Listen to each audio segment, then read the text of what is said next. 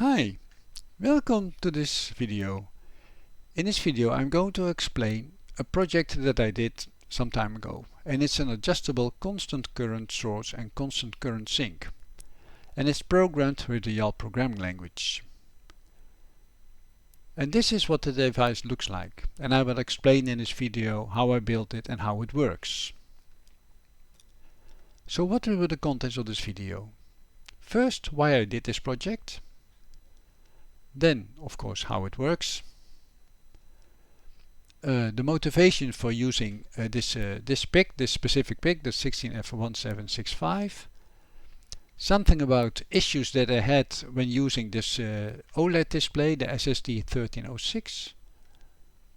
The schematic diagram, and I will explain how that works. Something about the software. Some pictures on how I built this device. And a demonstration video showing the device in action. And at the end you can find some references. So why did I do this project? Sometimes I need a current source, and this current is sometimes different, and it's quite a lot of effort to each time to make a different current source. So I thought I will make a device that I can use as a current source, but it's adjustable so that I can change the current. But when I was doing this project, I thought, okay, I can also use it for syncing a current. I can also add a timer, and I can also calculate the milliampere hours. And in the end, I also implemented an auto off functionality. I'm using a PIC microcontroller, and because of the specific PIC I used, I don't need so much external components. And it's programmed with the YAL programming language.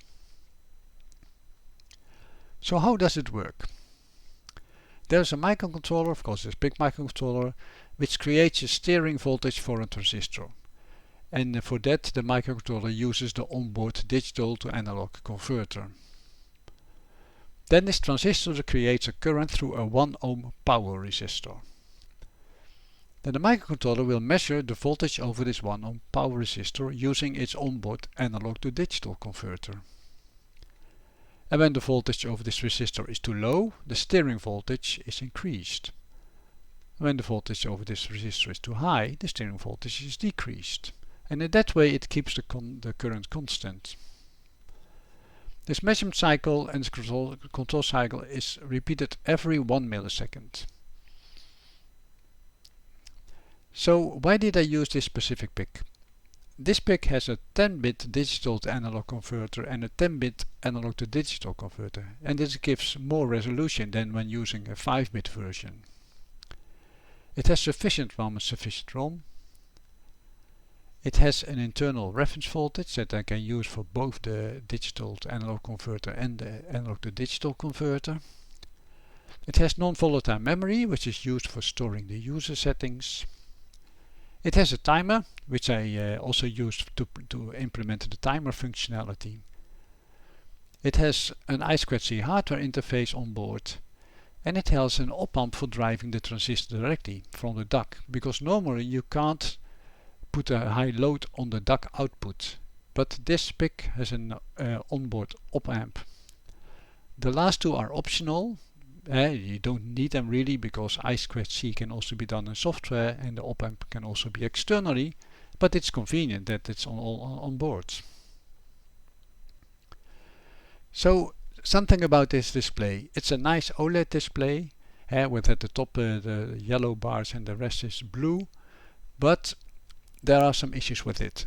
So this module operates at 3.3.5 volts, which is of course convenient to use. The electronics on the board operates only at 3.3 volt, so that's why there's an onboard voltage regulator. It's controlled via I2C, at least this version. There's also an SPI version. But the pins always operate at 3.3 volts. And I had this device connected to 5 volts, and my PIC was also connected to 5 volts. But still, if you have the 3.3 volt signals, that normally works correctly. But the module introduces a lot of noise on the I2C pins, and that gave problems because my PIC was operating at 5 volts, and this led to disturbances in the I2C communication. So I decided to power both the SSD 1306 and the PIC with 3.3 volts, and then the problem was gone. Still the noise was there, by the way. Okay, so this is the schematic diagram, and as you can see, it doesn't require so many components. It starts of course with the control of the device with the up, down and enter buttons. And then when you want to source a current, it starts by the DAC, which offers a steering current for the transistor. Then this current flows from the plus 5 volts via the relay to the load, and then it goes back, and it goes through the transistor and to the 1 ohm resistor. Then the microcontroller will measure the voltage over this 1 ohm resistor using its ADC. So this is the circuit for, let's say, sourcing a current or charging a battery, you could say. Then if you want to sink a current or, for example, discharge a battery, then it starts again by a steering voltage for the transistor, but the relays are switched in another direction, which means that it now draws current from the load and not from the 5 volts. This current also goes through the 1 ohm resistor and is measured by the ADC. And in this way the microcontroller keeps the current constant. So something about the software. This program is written in YAL. It's about 1000 lines of code. It takes about 5K of RAM and 227 bytes. 5K of ROM and 227 bytes of RAM. And the PIC has much more ROM and RAM space available, so there's still room for extra features. So when it's activated, the main loop will measure the voltage over the 1 ohm resistor with ADC every milliseconds, and it will control the transistor using the DAC.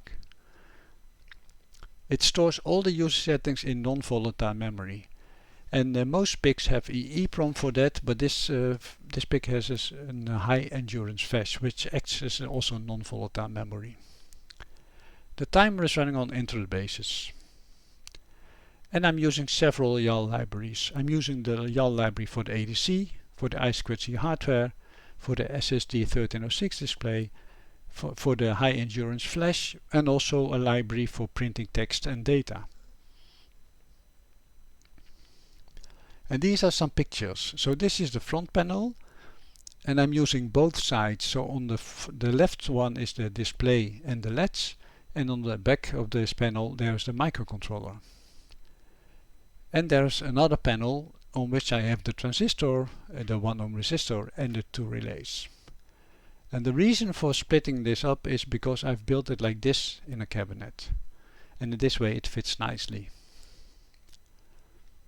So, demonstration of this device. So what will be shown in this demonstration? I'm first calibrating the device to 1 ampere. And this is required because there's always tolerance in components, and especially in the 1 ohm resistor. So you first need to, and you have to do this once, calibrate the device. And as you saw in the picture, I have an onboard ampere meter on the device, which is not mandatory because you can also use an external ampere meter for that. Then I will do a current source or charge a battery with 200 milliamps. I will also sink a current, so I will discharge a battery with 400 milliamps. I will also show the auto-off feature by disconnecting the battery. And I will also show the capacity calculation, which is so that if you use a timer, it will also calculate the capacity that you have drawn from the device or put in the device in milliampere hours. So in this demo I have this the device, and I have a rechargeable battery which I can connect to it. And let's first by powering it up.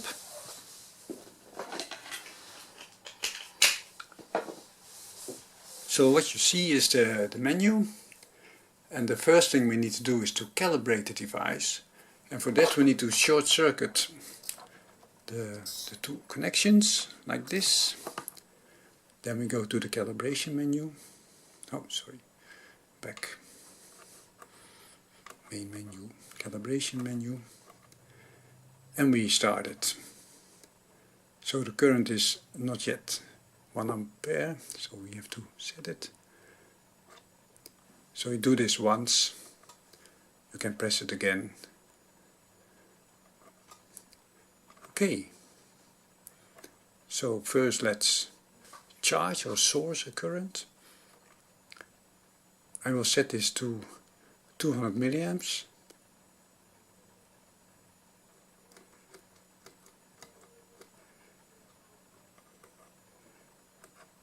And of course I need to disconnect this and connect it to the battery. And then we can start. If I now disconnect the battery, it will stop charging.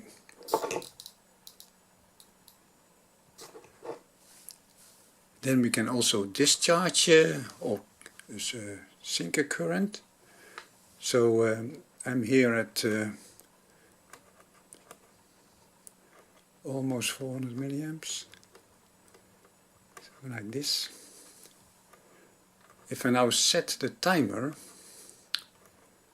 then it will also measure the capacity. So set it to 1 hour. And I will start. We give it some time. I can either stop it by pressing the enter key again, or if I disconnect the battery, it also stops. And then you see the extra line, which is the capacity that it has calculated. And this is the demo. So if you want to know more about this project, you can download the YAL source, the hardware documentation, from my GitHub account. If you want to know more about YAL and the programming language, you can visit the YAL website.